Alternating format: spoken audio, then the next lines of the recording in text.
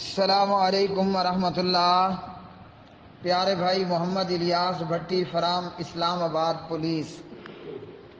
سوال آپ کا کہ ایک عورت قتل کی گئی اور اس مقتولہ کی جو دیت ہے وہ کسے ملے گی؟ عورت کے خاوند کو، بیٹے کو، یا مقتولہ کے ماں باپ کو، یا اگر ماں باپ نہیں ہیں تو مقتولہ کے بہن بھائیوں کو وغیرہ؟ جی، دیت کے حوالے سے قرآن مجید فرقان حمید نے فرمایا کہ دیت جو ہے وہ وارثوں کو ملے گی۔ جو میت کے وارث ہیں دیت انہی میں تقسیم ہوگی، جس طرح باقی میت کا ترکہ چھوڑا ہوا مال ورثہ میں تقسیم ہوتا ہے، اسی طرح دیت میں ملنے والا مال بھی میت کے ورثہ میں تقسیم ہوگا، جس طرح کہ قرآن مجید فرقان حمید نے اور نبی علیہ الصلوۃ والسلام نے ورثہ ترکہ وارثوں میں تقسیم کرنے کے متعلق بیان فرمایا ہے۔ اس سلسلے میں ابو داود ہے اور حدیث نمبر ہے 4564 اور یہ حسن درجے کی روایت ہے۔ اس حدیث کے اندر پیارے نبی علیہ الصلوۃ والسلام نے فرمایا، ان العقل میراث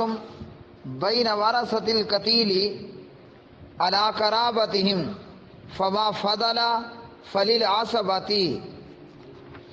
فرمایا آپ صلی اللہ علیہ وسلم نے، دیت مقتول کے وارثوں میں قرابت کے رشتہ داری کے اعتبار سے ورثے میں تقسیم ہوگی، اور جو باقی بچ جائے گا تو وہ اسبات کے لیے ہے، باقی بچنے والا اسبات کے لیے ہے۔ اب اس حدیث سے ہمیں یہ معلوم ہوا کہ دیت جو ہے وہ وراثت کی طرح میت کے وارثوں میں تقسیم ہوگی۔ اب میت چاہے وہ مقتولہ ہے یا مقتول ہے،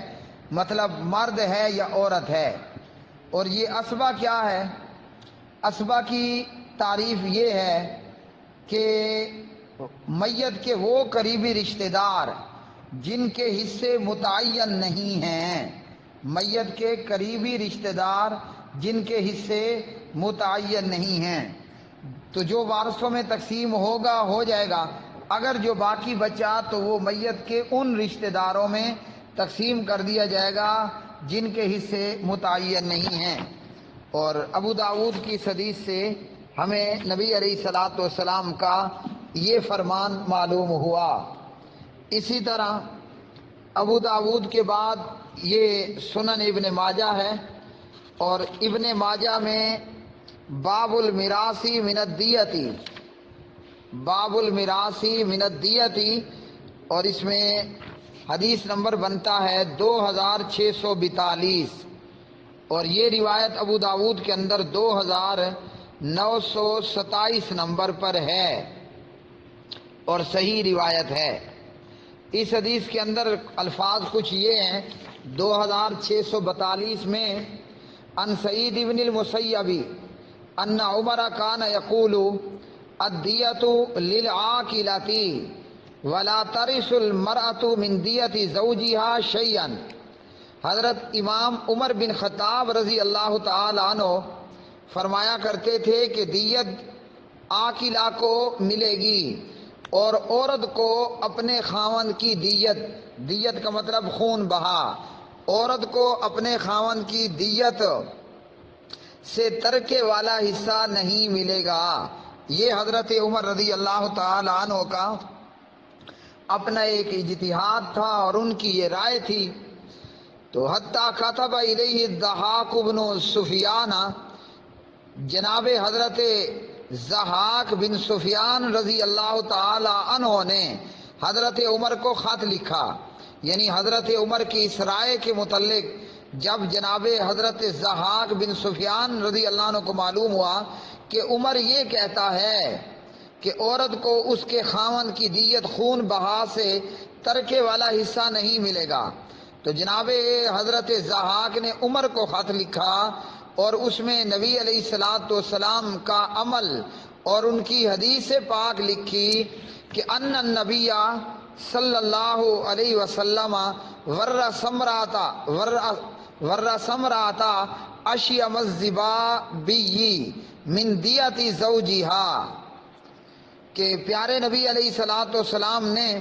اشیم زبابی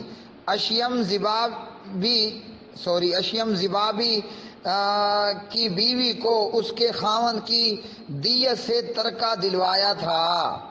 عمر کی رائے یہ تھی کہ عورت کو اس کے خاوند کی دیت خون بہا میں سے ترکے والا حصہ نہیں ملے گا،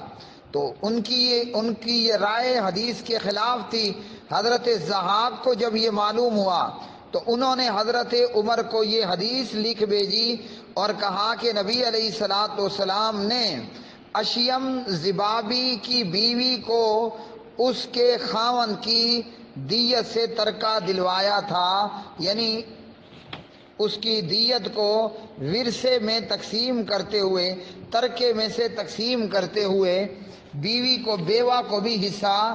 دے دیا، دلوایا تھا۔ جس طرح قرآن مجید نے کہا وَلَهُنَّ الرُّبُعُ مِمَّا تَرَكْتُمْ إِن لَّمْ يَكُن لَّكُمْ وَلَدٌ فَإِن كَانَ لَهُنَّ وَلَدٌ فَلَهُنَّ الثُّمُنُ۔ جی، تو نبی علیہ السلام نے انہیں جو ہے وہ ترکے میں سے حصہ دلوایا، سادہ قرآن پاک گنا۔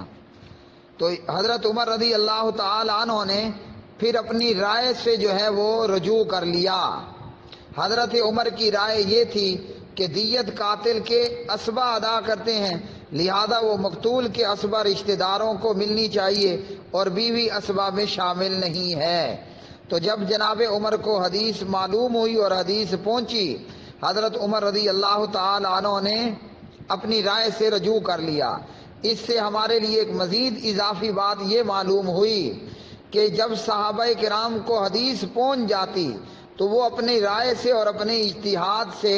رجوع کر لیا کرتے تھے، اور یہی علماء کا طرز عمل ہونا چاہیے، یہی علماء کا طرز عمل ہونا چاہیے، اور یہی عوام کا طرز عمل ہونا چاہیے، مسلم امت کا بھی یہی طرز عمل ہونا چاہیے۔ جب کسی عالم کی بات کے تعلق سے ہمیں معلوم ہو جائے کہ وہ کتاب و سنت کے خلاف ہے، پھر تقلید کی رائے اختیار کرتے ہوئے اس پہ ڈٹے نہیں رہنا چاہیے، بلکہ اسے چھوڑ دینا چاہیے جو کتاب و سنت کے خلاف ہے۔ قرآن مجید نے فرمایا وَلَهُنَّ الرُّبُعُ مِمَّا تَرَكْتُمْ، خاوندوں نے چھوڑا ہے عورتوں کو خاوند کے چھوڑے ہوئے ترکے میں سے عورتوں کو چوتھائی ملے گا، إِن لَّمْ يَكُن لَّكُمْ وَلَدٌ، اگر مرنے والے کی اولاد نہیں تھی، فَإِن كَانَ لَكُمْ وَلَدٌ، اگر مرنے والے کی اولاد ہے، فَلَهُنَّ الثُّمُنُ مِمَّا تَرَكْتُمْ، پھر بیوہ کو 8واں حصہ ملے گا۔ تو نبی علیہ السلام نے کیا کیا کہ اشیم زبابی کی بیوی کو اس کے خاوند کی دیت سے ترکہ دلوایا تھا۔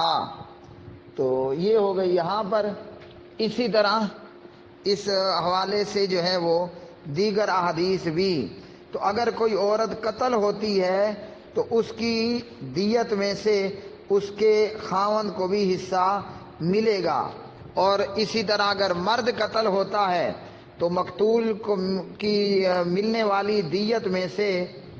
جو ہے وہ عورت کو بھی اس میں سے حصہ ملے گا۔ یہی حدیث ابو داود میں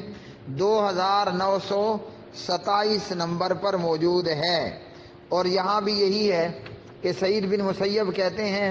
حضرت عمر کہا کرتے تھے دیت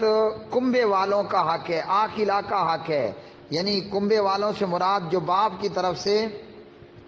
رشتہ دار ہوتے ہیں، قرابت دار ہوتے ہیں، اور عورت اپنے شوہر کی دیت میں سے کچھ نہ پائے گی۔ یہاں تک کہ جب حضرت ضحاک بن سفیان نے عمر کو خط لکھا اور عمر سے کہا کہ نبی علیہ الصلوۃ والسلام نے مجھے لکھا تھا،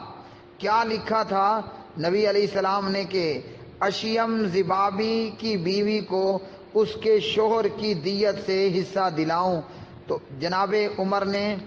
حضرت ضحاک سے یہ حدیث سن کر اپنی رائے یا اپنے اجتہاد سے رجوع کر لیا۔ اس لیے اگر کوئی عورت قتل ہوتی ہے تو دیت میں سے خاوند کو حصہ بھی ملے گا، باقی وارثوں کو بھی، اور اگر کوئی مرد قتل ہوتا ہے تو دیت ترکے ہی میں تقسیم ہوگی، جس طرح باقی مرنے والے کا ورثہ تقسیم ہوگا، اسی طرح دیت میں ملنے والا مال بھی ترکے اور ورثے کی طرح وارثوں میں تقسیم ہوگا، ترکے اور ورثے کی طرح وارثوں کے اندر تقسیم ہوگا۔ اور اس میں جو ہے وہ بیٹی اور بیٹیوں کے اندر للذکر مثل حظ الانثیین ہوگا، وہ یہ کہ ایک لڑکے کو 2 لڑکی برابر، اور اسی طرح خاوند کو جو ہے وہ چوتھائی حصہ ملے گا، میت کے ماں باپ کو چھٹا چھٹا حصہ ملے گا، اور اگر میت کے ماں باپ نہیں ہیں اور بہن بھائی ہیں،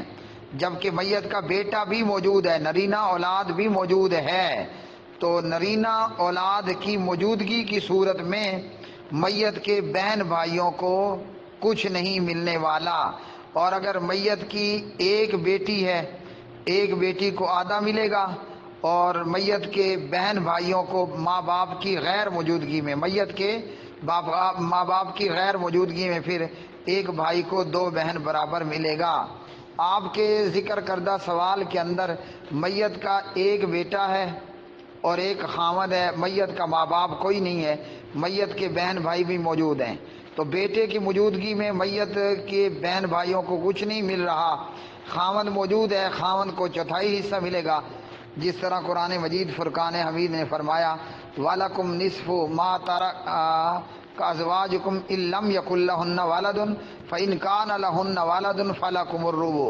تو آپ کے سوال میں چونکہ میت کا بیٹا موجود ہے، اس لیے فَإِن كَانَ لَهُنَّ وَلَدٌ فَلَكُمُ الرُّبُعُ، خاوند کو ملے گا چوتھائی حصہ، اور جو باقی بچ رہا ہے وہ جو میت کا ایک بیٹا ہے، باقی دیت میں یا ورثے میں ترکے میں چھوڑا ہوا سارا مال میت کے مقتولہ کے بیٹے کو مل جائے گا۔ تو خلاصہ کلام یہ ہے، عورت قتل ہوتی ہے تو اس کی دیت اس کے وارثوں میں تقسیم ہوگی، وارثوں میں خاوند بھی ہے، بیٹا بھی ہے، بیٹی بھی ہے، ماں باپ میت کے ماں باپ بھی ہیں، اور اگر مرد قتل ہوتا ہے تو اس کی دیت بھی ترکے اور ورثے میں تقسیم ہوگی، جو وارث ہوں گے ان میں وہ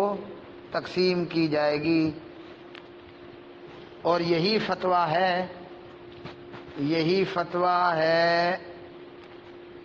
فتویٰ ہے کس کا کہ خاوند کو بھی حصہ ملے گا، اور خاوند قتل ہوا تو بیوی کو حصہ ملے گا، فتاوی اصحاب الحدیث۔ هذا ما عندي واللہ تعالی عالم بالصواب۔ بشکریہ مفتی استاد محترم مفتی عبد الرحمن عابد صاحب حافظہ اللہ، وما علینا الا البلاغ۔